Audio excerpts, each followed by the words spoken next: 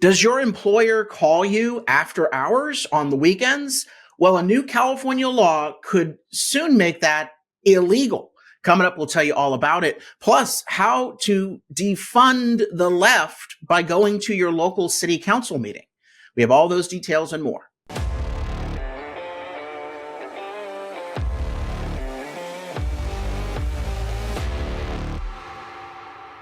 I'm Carl DeMaio, chairman of Reform California, and these are the stories that we're tracking today.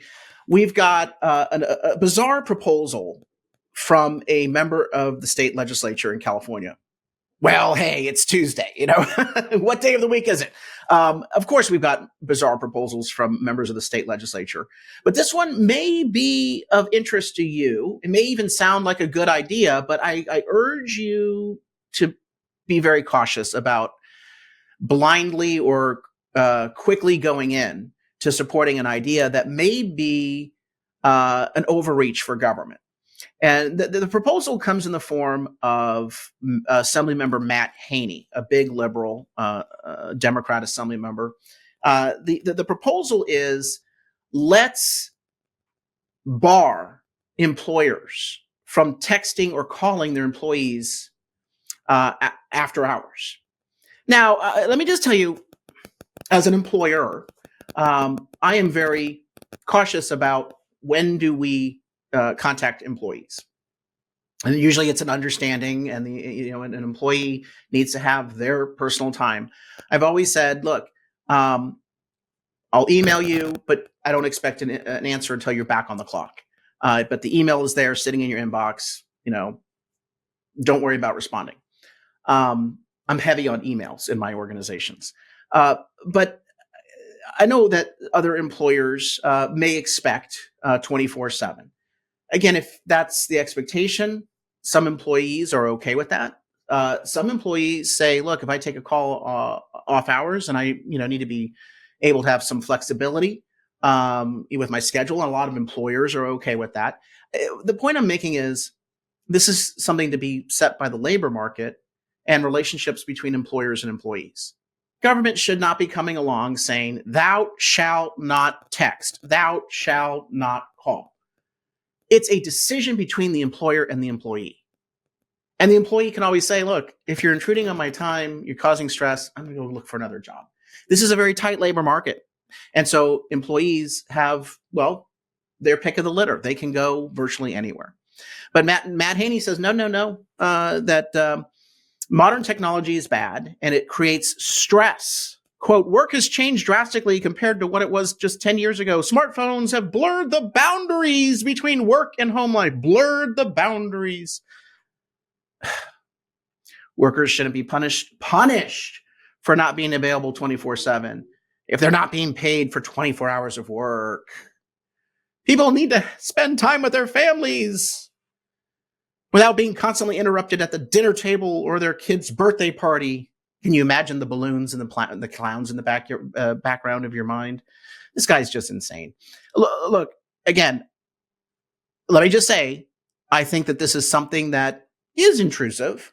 If the expectation or the understanding is not there between employer and employee, okay? That's just something that has to be addressed in the course of that relationship, but government should not be dictating one way or another. So it's Assembly Bill 2751. And there are exceptions. If there's an emergency, a bona fide emergency, then the employer can contact an employee. Oh, for God's sakes. What's going to happen here is it's going to result in all sorts of litigation. And it creates a toxic environment rather than an environment where employee-employer can have a dialogue about what's reasonable in terms of what boundaries they want to set, and you keep government out of it.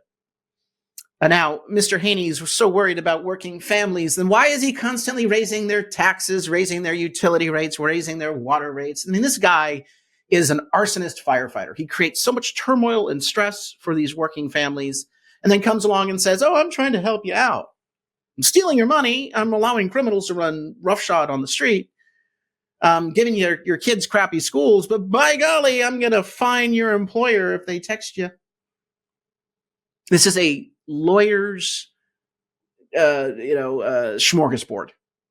This is a labor lawyer's smorgasbord and this law is only going to create tension and higher costs in the workplace. It's going to make California yet another reason why you shouldn't be creating jobs in California.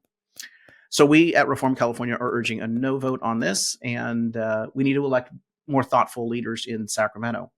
Another thing I want to quickly point out to you is that there is an opportunity for you to defund the left. I've said this for many years that Democrats are using taxpayer money to fund their campaigns.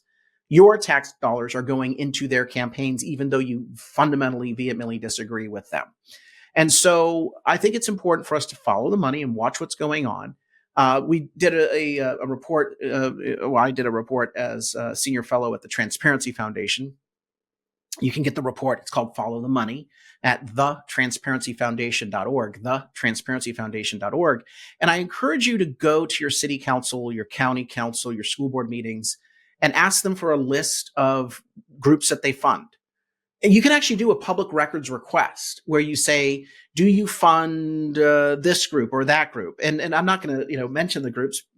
Sometimes YouTube demonetizes and suppresses our channel if we mention some of these groups. But you know who I'm talking about. There are a variety of contracts that left-wing politicians award through their board or their council with your tax dollars. And you can always say, look, you're funding this radical group. They're involved in politics. We shouldn't be funding groups that are involved in lobbying and politics.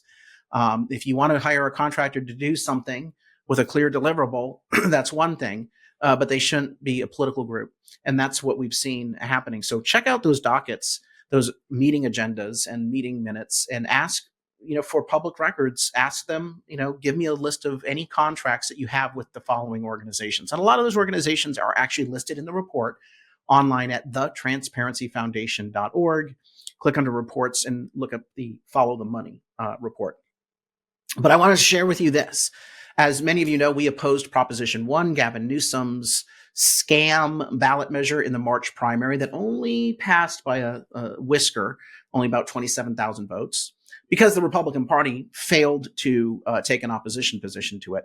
But a lot of the promotion for Prop 1 came from a group called the California League of Cities. This is a left-wing group that says that it represents cities across the state of California, like a trade association or lobbying group. How is the California League of Cities funded? They're funded with taxpayer money, dues from each city. Now, the California League of Cities is a tax-raising, far left-wing advocacy organization. And yet you've got red cities, and there are some still red cities in California where Republicans control a majority or a supermajority of the board members. 482 cities are duly constituted in California. The league has 470 members.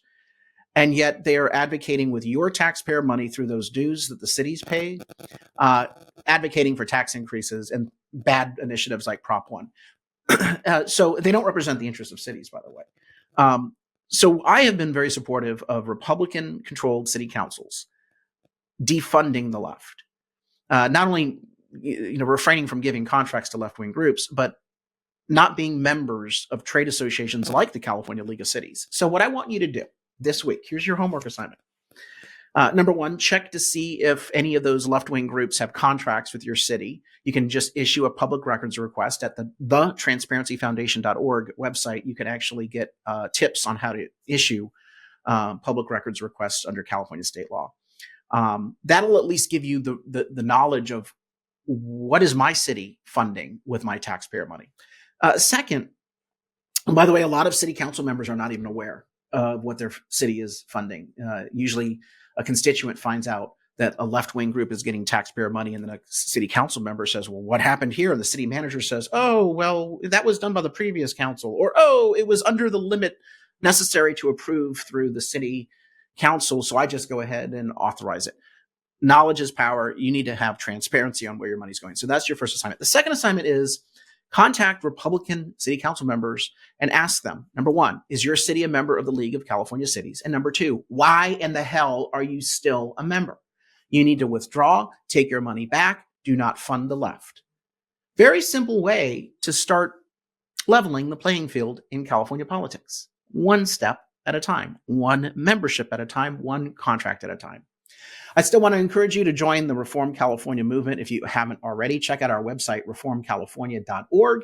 A lot of news and information there, plus a number of campaigns that we have going on as we round our way into the November 2024 election. We need to break the Democrat supermajority in the state legislature. We need to retain the congressional seats and maybe add one or two to protect the Republican majority in Congress. Not that they're doing a very good job with that majority, but hey, much better than Democrats being in control.